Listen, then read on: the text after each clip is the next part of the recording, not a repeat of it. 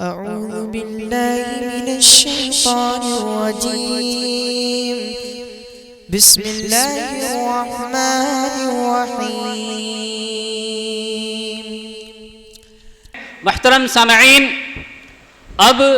میں بسط خلوص صدر محترم سے درخواست کرتا ہوں کہ آپ تشریف لائیں اور ہم تمام سامعین کو اپنے صدارتی خطاب سے نوازیں۔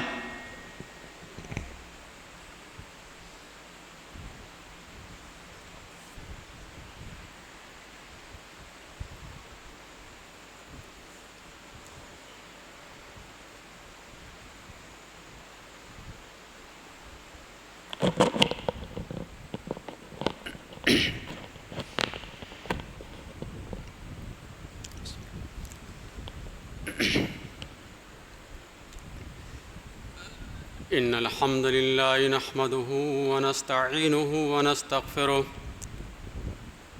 ونعوذ بالله من شرور أنفسنا ومن سيئات أعمالنا من يهده الله فلا مضل له ومن يضلل فلا هادي له وأشهد أن لا إله إلا الله وحده لا شريك له وأشهد أن محمدًا عبده ورسوله فأعوذ بالله من الشيطان الرجيم بسم الله الرحمن الرحيم يا أيها الذين آمنوا اتقوا الله حق تقاته ولا تموتن إلا وأنتم مسلمون يا أيها الناس اتقوا ربكم الذي خلقكم من نفس واحدة وخلق منها زوجها وبث منهما رجالا كثيرا ونساء واتقوا الله الذي تساءلون به والأرحام إن الله كان عليكم رقيبا يا أيها الذين آمنوا اتقوا الله وقولوا قولا سديدا يصلح لكم أعمالكم ويغفر لكم ذنوبكم ومن يطع الله ورسوله فقد فاز فوزا عظيما أما بعد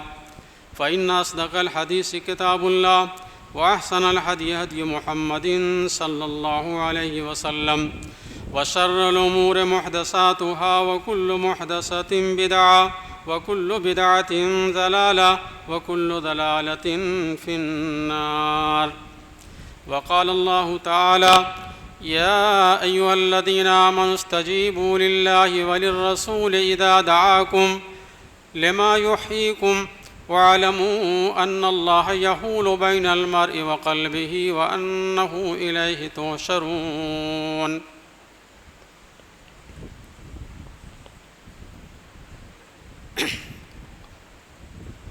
آج کی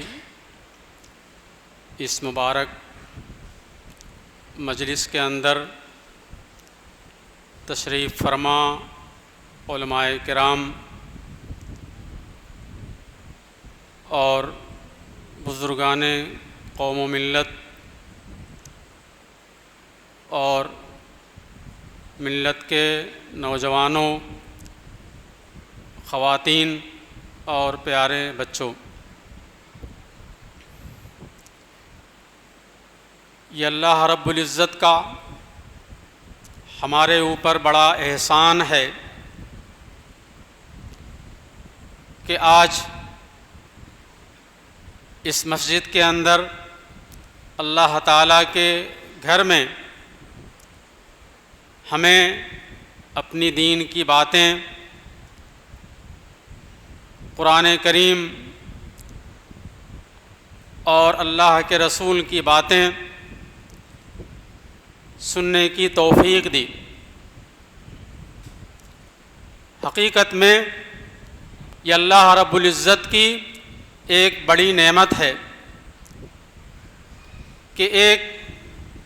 عرصے کے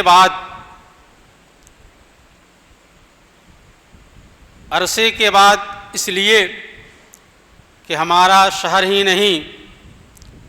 پورا ملک، پورا عالم کرونا وبا کا شکار تھا۔ ہر طرف مردنی چھائی ہوئی تھی اور ہمارے نوجوان اور بچے بھی اللہ اور اس کے رسول کی باتوں کو سننے کے لیے ترس رہے تھے، اور اللہ اور اس کے رسول کی باتوں سے دوری اور محرومی کی وجہ سے بہرا روی کا شکار ہو رہے تھے۔ معاشرہ طرح طرح کی بیماریوں اور خرابیوں کے اندر مبتلا ہوتا جا رہا تھا۔ حالت یہاں تک پہنچ چکی تھی کہ ہماری بہت سی بہنیں اور نوجوان بچیاں وہ ارتداد کا شکار ہو رہی تھیں، دین اسلام سے منحرف ہو رہی تھیں۔ ایسے ماحول کے اندر، ایسے پرفتن ماحول کے اندر اگر اس محلے کے نوجوانوں نے اس بات کی ہمت کی اور حوصلہ پایا کہ آپ لوگوں کو کچھ کتاب و سنت کی باتیں سنانے کا انتظام کر سکیں، تو یقیناً وہ اللہ تعالیٰ کی توفیق ہے، اور یہ ہمارے نوجوان قابل مبارکباد ہیں۔ ہم اللہ تعالیٰ سے دعا کرتے ہیں کہ اللہ تعالیٰ انہیں مزید ہمت اور توفیق دے اور ان کی کوششوں کو قبول فرمائے۔ یقیناً اس طرح کی مجلس جہاں پر علماء کرام کتاب و سنت کی باتیں کرتے ہیں، حقیقت میں یہ ہمارے دلوں کو ان سے زندگی ملتی ہے۔ یہ ہمارے قلوب، ہمارے دل جو ہمارے جسم اور ہماری زندگی کا اصل اور جوہر ہیں، اگر وہی زندہ نہیں رہے تو پھر ہماری اس زندگی سے کیا فائدہ؟ ہماری اس زندگی سے کیا فائدہ اگر ہمارے دلوں پر مردنی چھائی رہی؟ تو پھر ہمارا سماج اور معاشرہ بھی ایک مردہ جسم کی طرح ہے۔ اللہ کے رسول صلی اللہ علیہ وسلم نے فرمایا کہ الا ان فی الجسد مضغۃ اذا صلحت صلح الجسد کلہ واذا فسدت فسد الجسد کلہ۔ اللہ کے رسول نے فرمایا کہ دیکھو، جسم کے اندر گوشت کا ایک ٹکڑا ہے، اگر وہ درست رہا، صحیح رہا تو پورا جسم صحیح اور سالم رہے گا، اور اگر اس گوشت کے ٹکڑے کے اندر فساد اور بگاڑ پیدا ہو گیا تو پورا جسم، پورا یہ معاشرہ فساد اور بگاڑ کا شکار ہو جائے گا۔ تو قلوب کی اصلاح، قلوب کا احیاء، دلوں کا احیاء اور ان کو زندہ کرنا یہ کیسے ہوگا؟ وہ دلوں کی زندگی اسی سے ملتی ہے کہ ہم یہ قرآن کریم کی آیتوں کو سنیں، اللہ کی باتوں کو سنیں، اس کی رسول کی باتوں کو سنیں، جیسا کہ سورہ انفال کی آیت آپ کے سامنے تلاوت کی گئی، اس کے اندر اللہ رب العزت اسی بات کو بیان فرماتا ہے کہ یا ایھا الذین آمنوا استجیبوا للہ وللرسول اذا دعاکم لما یحییکم واعلموا ان اللہ یحول بین المرء وقلبہ وانہ الیہ تحشرون، کہ اے ایمان والو، اے ایمان والو، اللہ رب العزت ہم اور آپ ایمان والوں ہی کو خطاب کر رہا ہے۔ یا ایھا الذین آمنوا استجیبوا للہ وللرسول، کہ تم اللہ اور اس کے رسول کی دعوت کو قبول کرو، اللہ اور اس کے رسول کی یہ پکار کو تم سنو۔ کون سی پکار؟ اذا دعاکم لما یحییکم، جب وہ تمہیں بلائیں، تمہیں پکاریں اس چیز کی طرف جس کے اندر تمہاری زندگی ہے، تمہاری حیات ہے، تمہاری زندگی اور تمہاری حیات، اصل زندگی اور اصل حیات یہ ہمارے اندرونی، ہمارے دل کی حیات اور دل کی زندگی ہے، جیسا کہ میں نے عرض کیا۔ تو ہمارے دلوں کی زندگی اور دلوں کی حیات کو اللہ تعالیٰ یہ بتا رہا ہے کیسے زندگی ملے گی، جب تم اللہ اور اس کے رسول کی باتوں کو سنو گے۔ بالکل واضح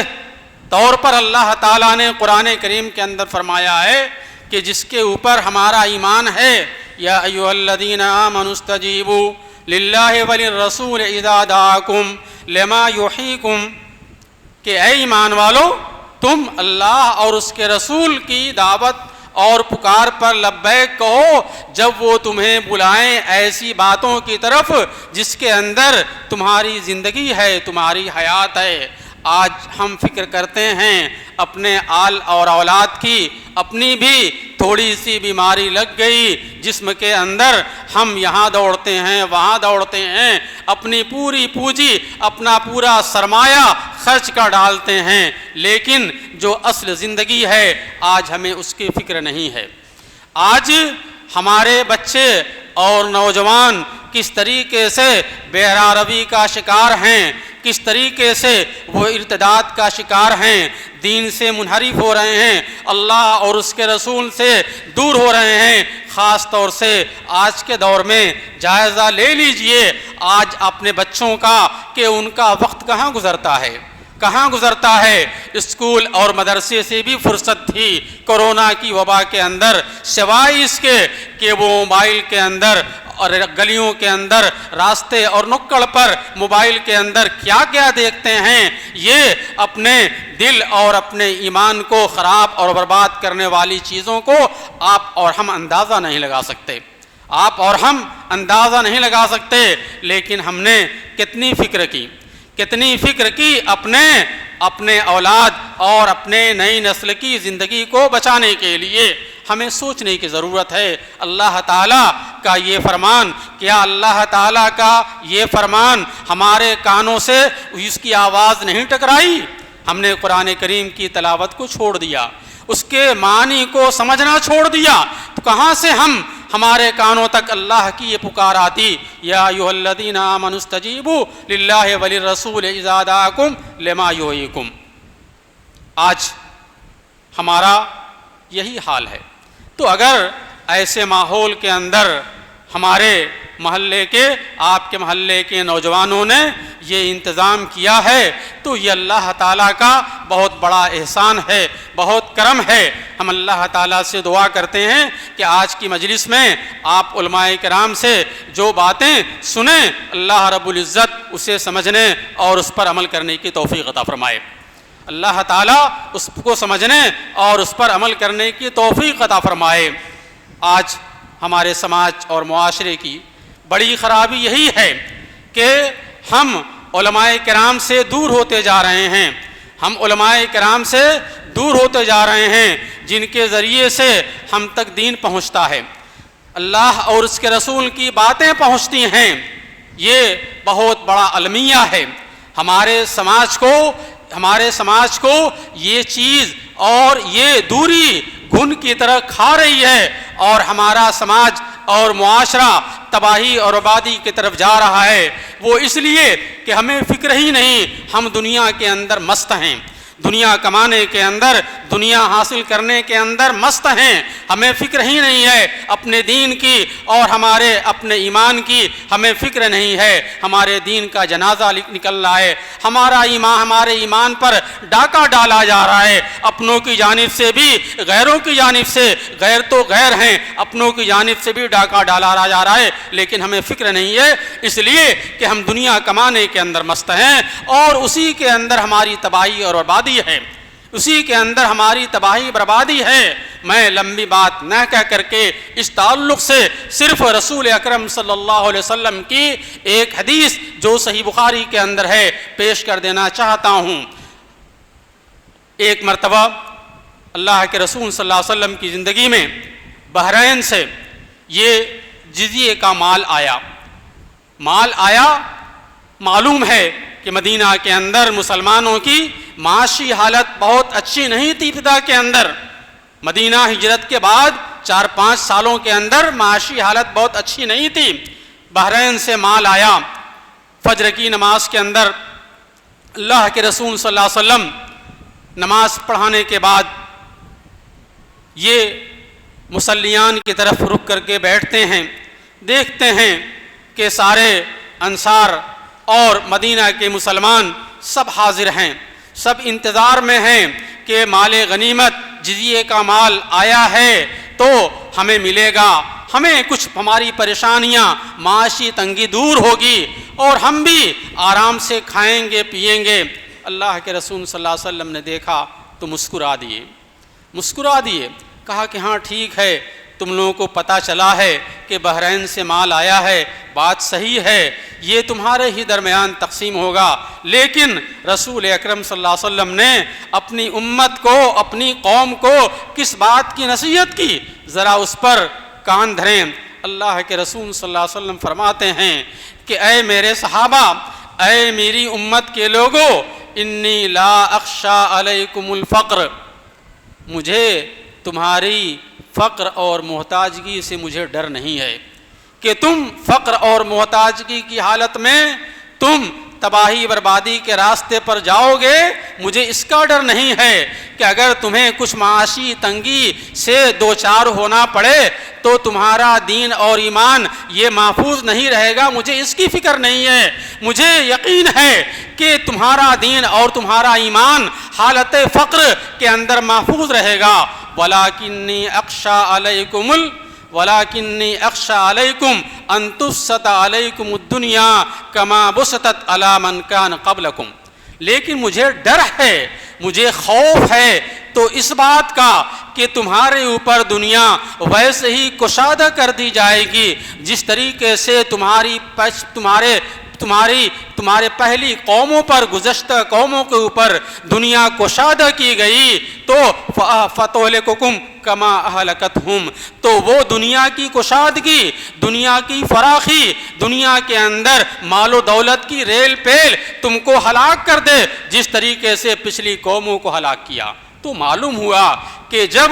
یہ دنیا ہمارے اوپر کشادہ کر دی جائے اور ہماری ساری تگ و دو، ہماری جستجو اور سب کچھ ہمارا دنیا بن جائے تو یہ دنیا ہمارے لیے ہلاکت کا سامان مہیا کرتی ہے۔ دنیا کمانے سے، دنیا کے اندر زندگی کا سامان حاصل کرنے سے ہماری شریعت نے منع نہیں کیا ہے، اللہ اور اس کے رسول نے منع نہیں کیا ہے۔ ربنا آتنا فی الدنیا حسنہ وفی الآخرۃ حسنۃ وقنا عذاب النار، دنیا کی بھی طلب کیجئے لیکن ساتھ ساتھ آخرت بھی طلب کیجئے، آخرت کو نظر انداز مت کیجئے۔ اللہ کے رسول صلی اللہ علیہ وسلم کے فرمانے کا یہی مطلب تھا کہ تم دنیا کے اندر بالکل مست ہو جاؤ دنیا کے حاصل کرنے کے اندر، تو ظاہر بات ہے اس وقت تمہارا ایمان اور تمہارا دین محفوظ نہیں رہے گا، تم بیراروی کا شکار ہو جاؤ گے، بھٹک جاؤ گے، جیسا کہ آج ہمارا حال ہے،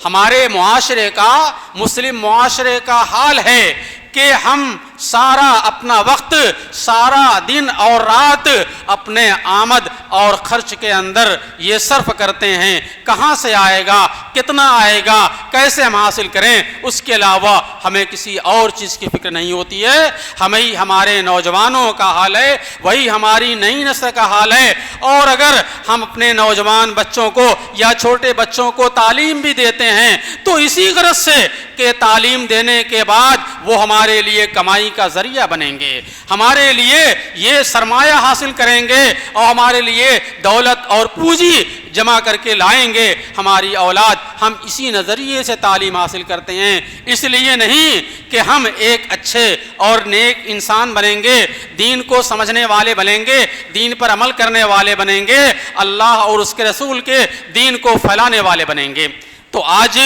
دنیا کے تعلق سے ہمارا نقطہ نظر یہی ہے، اس لیے آج ہمارا سماج اور معاشرہ یہ تباہی کی طرف جا رہا ہے۔ تو میں یہ کہہ رہا تھا کہ ہمارے نوجوانوں نے آج جو انتظام کیا ہے علماء کرام سے آپ کو قریب کیا ہے تو یہ بھی اللہ تعالیٰ کی بڑی نعمت ہے۔ علماء کرام سے دوری کی وجہ سے ہم کتاب و سنت سے دور ہوئے جا رہے تھے، کتاب و سنت سے دور ہوئے جا رہے تھے، ہم اس کو اس طریقے سے بیان کر دے رہے ہیں۔ امام ابو زرع رازی رضی اللہ تعالی رحمہ اللہ کا جو ایک بڑے یہ محدث اور ایک بڑے ناقد ہیں، ان کا قول ہے کہ اذا رأیتم احدا ينتقص اذا رأیتم الرجل ينتقص احدا من الصحابة فاعلم انه زندیق، حضرت ابو زرع رازی رحمہ اللہ کہتے ہیں کہ جب تم کسی کو دیکھو کہ وہ صحابہ میں سے کسی کی عیب جوئی کر رہا ہے، کسی کا عیب بیان کر رہا ہے، ان کی تنقیص اور تنقید کر رہا ہے، تو فعلم انہ زندیق، تو یہی کافی ہے جاننے کے لیے کہ وہ زندیق ہے۔ تم کو پتہ لگانے کے لیے، اس آدمی کو تولنے کے لیے، پرکھنے کے لیے یہی کافی ہے کہ وہ صحابہ میں سے کسی عیب، کسی صحابی کی تنقیص کر رہا ہے، تنقید کر رہا ہے۔ وجہ کیا بتائی؟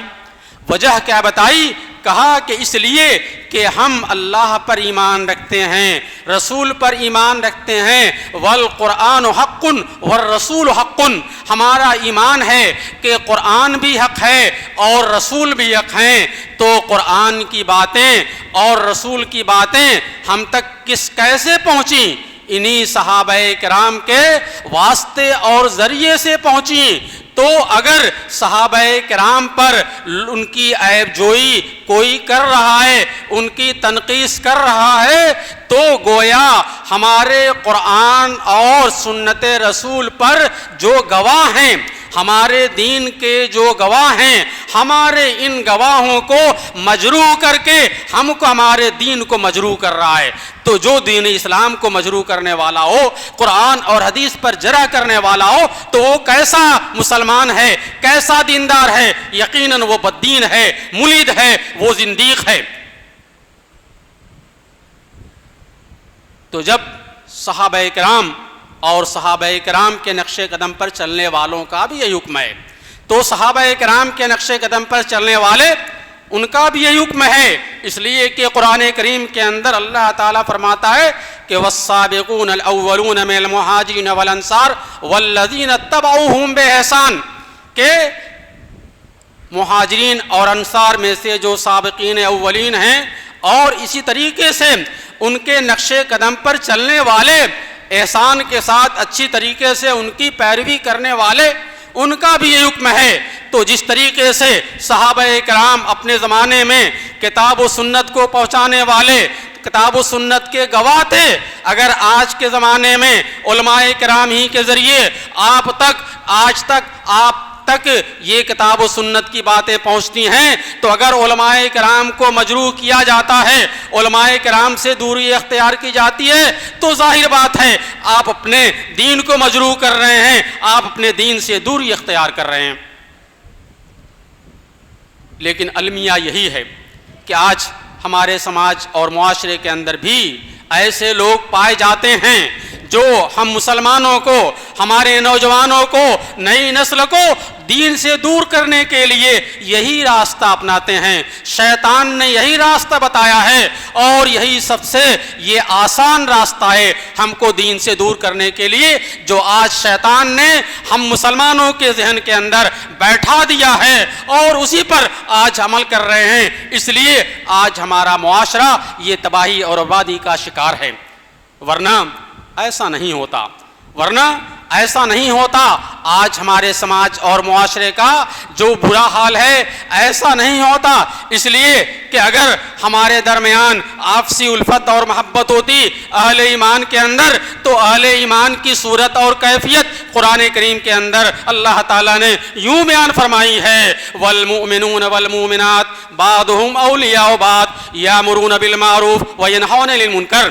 کہ مومن مرد اور عورتیں یہ آپس میں ایک دوسرے کے دوست ہیں، ایک دوسرے کے خیر خواہ ہیں، وہ معروف کا، بھلائی کا حکم دیتے ہیں اور منکر سے، برائی سے روکتے ہیں۔ تو اگر ہمارے درمیان، ہمارے سماج اور معاشرے کے درمیان، عوام اور علماء کے درمیان، عوام اور ذمہ داروں کے درمیان دوری نہ ہوتی، یہ بگاڑ نہ ہوتا، قربت ہوتی، آپسی الفت اور محبت ہوتی، تو یقیناً سماج اور معاشرے کے اندر امر بالمعروف کا کام ہوتا، نہی منکر کا کام ہوتا، منکر اور برائیوں سے روکنے والے لوگ ہوتے، ان کی باتوں پر کان دھرا جاتا، معروف اور بھلائی کا حکم دیا جاتا، معروف اور بھلائی کی باتوں کو سنا جاتا، اور اس پر عمل کیا جاتا، معاشرے سے برائیوں کا خاتمہ ہوتا، یا برائیوں کے اندر کم سے کم اس پر گرفت ہوتی، برائیاں کم ہوتی۔ اس طریقے سے ہمارے سماج اور معاشرے کے اندر برائیاں بے تحاشا نہیں پھیلتی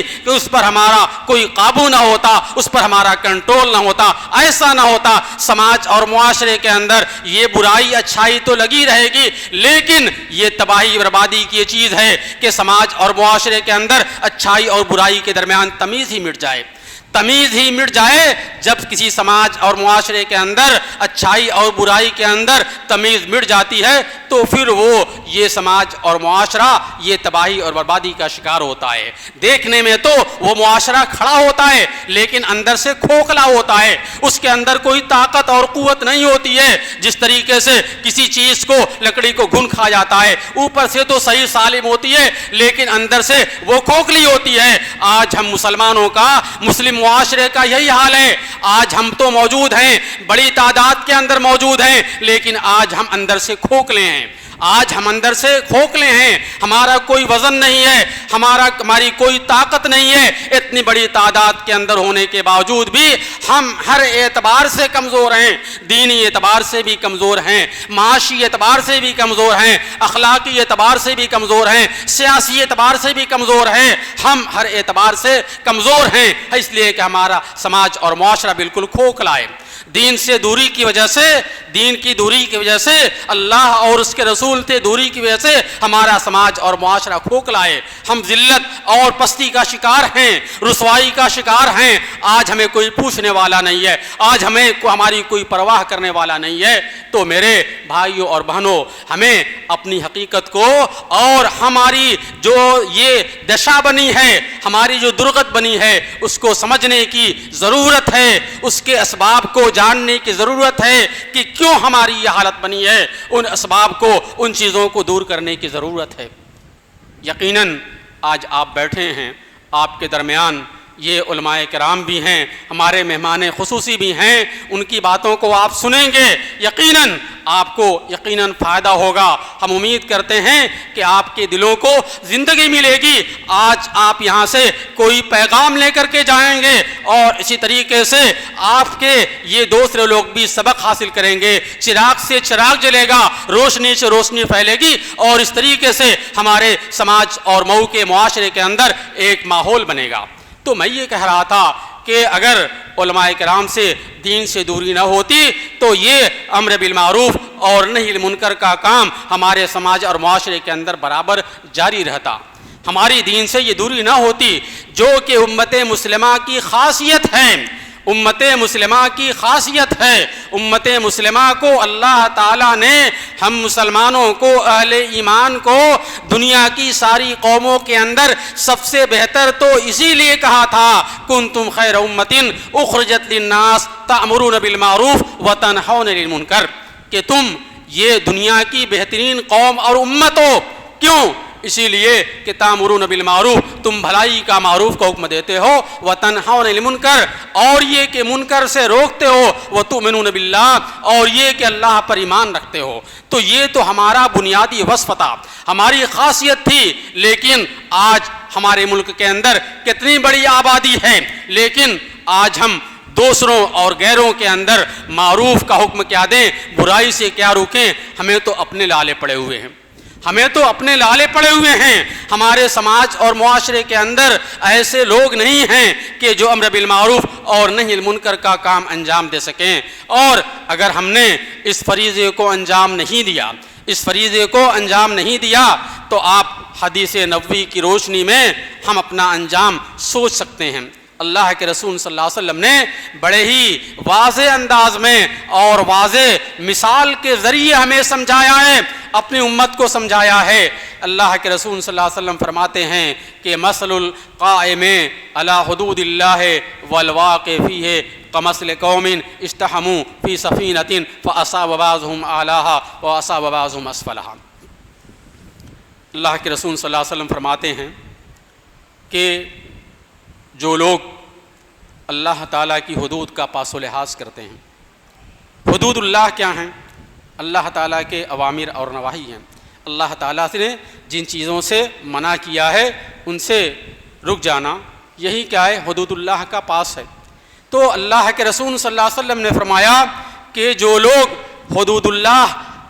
پر قائم ہیں، یعنی ان کی حفاظت کرتے ہیں، اور جو لوگ اس کے اندر واقع ہو جاتے ہیں، یعنی جو لوگ گناہوں کا ارتکاب کرتے ہیں، اللہ اور اس کے رسول کی باتوں کو نہیں مانتے۔ دو قسم کے لوگ، ایک تو ماننے والے اور دوسرے نہ ماننے والے، دو فریق ہیں، دو گروہ ہیں۔ دونوں فریق کی مثال ظاہر بات ہے، اللہ اور اس کے رسول کی بات کو ماننے والے یہ کامیاب ہیں، اور اللہ اور اس کے رسول کی بات کو نہ ماننے والے وہ ناکام ہیں، نامراد ہیں۔ کہا کہ دونوں کی مثال ویسے ہی ہے، اس قوم کی ہے، اس قوم کے دو گروہ کی ہے کہ جن کو سفر درپیش ہوا،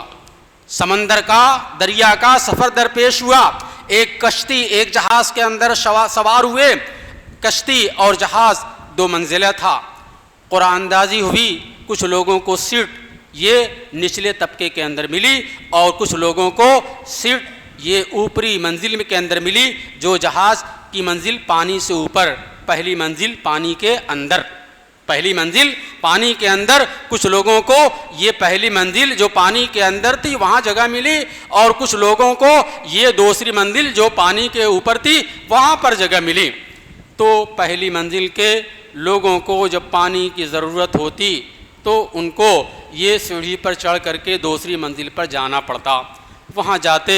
پانی لیتے، لیکن انہوں نے سوچا کہ کیوں نہ ہم اوپر جاتے ہیں تو ہمارے اوپر کے بھائیوں کو تکلیف پہنچتی ہے، ہم نیچے ہی تخت کے اندر سوراخ کر دیں اور پانی آسانی سے نیچے سے حاصل کر دیں۔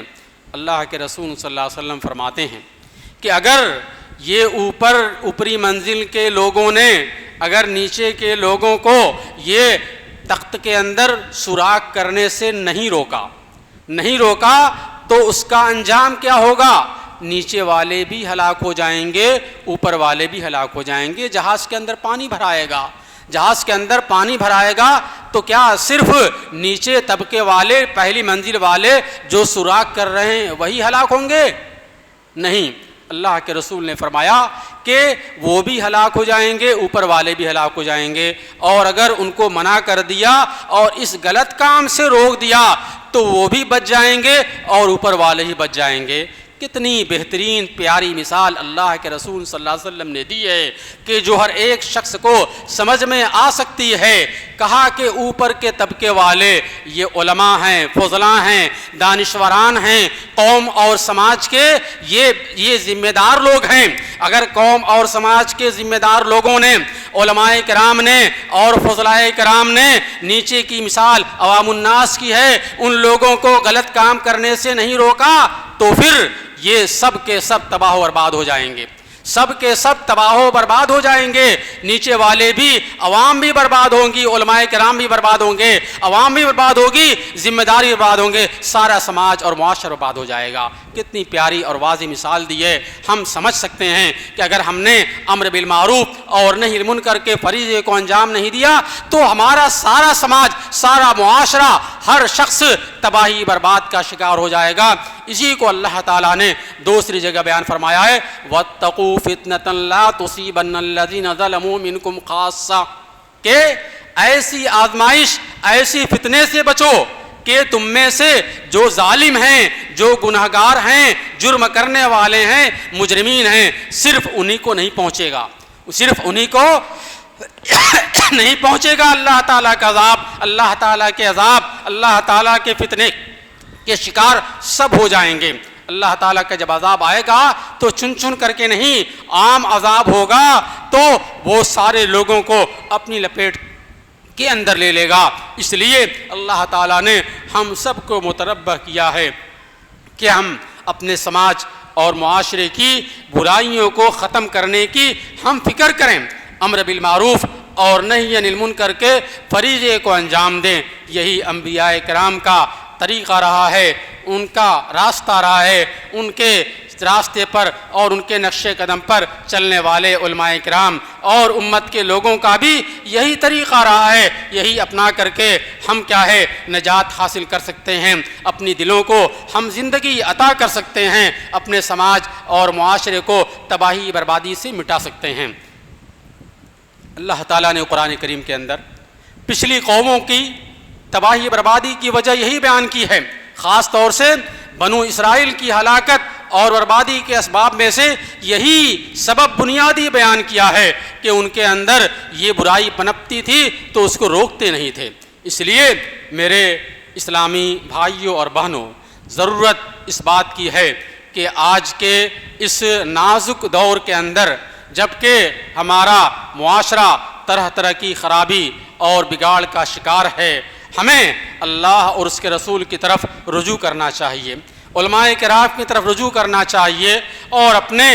دین اور ایمان کی حفاظت کی فکر کرنی چاہیے۔ اللہ رب العزت سے دعا ہے کہ اللہ رب العزت ہمیں اپنے دین اور ایمان کی حفاظت کی یہ فکر کی توفیق عطا فرمائے۔ اللہ رب العزت اس گئے گزرے دور کے اندر ہمارے ایمان کو مضبوط کرے۔ اللہ رب العزت ہمیں جب تک اس دنیا کے اندر رکھے یہ اسلام کے اوپر رکھے اور ہمارا خاتمہ ہو تو ایمان کے اوپر ہو، آمین۔ اقول قولی ھذا واستغفر اللہ لی ولکم ولسائر المسلمین فاستغفروہ انہ هو الغفور الرحیم۔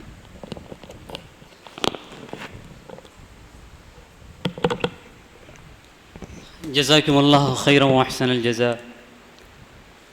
وقت بھی کافی ہو چکا ہے اور ہمارے مہمان خطیب بھی تشریف لا چکے ہیں۔